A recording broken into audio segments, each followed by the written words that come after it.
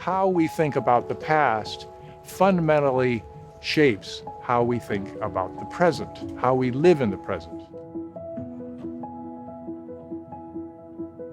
Most importantly to me was the terrible upsurge in anti-Asian violence that swept the country, with thousands of reported incidents occurring where persons of Asian ancestry, people who appeared to be Chinese, were attacked, verbally harassed, and physically assaulted, and in some cases killed.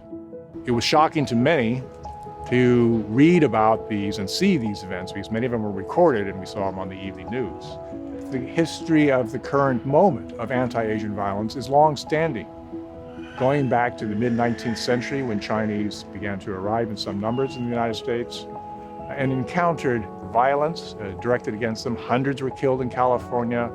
Asians were seen as perpetually foreign, that is, alien to America, and they were forcibly, violently driven out of community after community.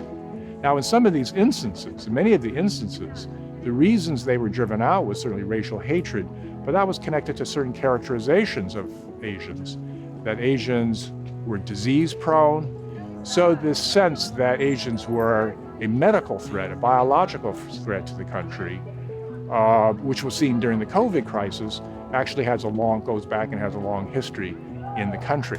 One result of this attention to the history of anti-Asian violence has been actually something good, and that is the awakening of many communities to their own history. And there's some sense of trying to seek a reconciliation, or certainly a reckoning of this dark, ugly past. But if we look at this history, if we can have a better appreciation of what people have gone through, including the long history of suffering, but also contribution of Asians to the country, I think people will have a different view of those living in the present.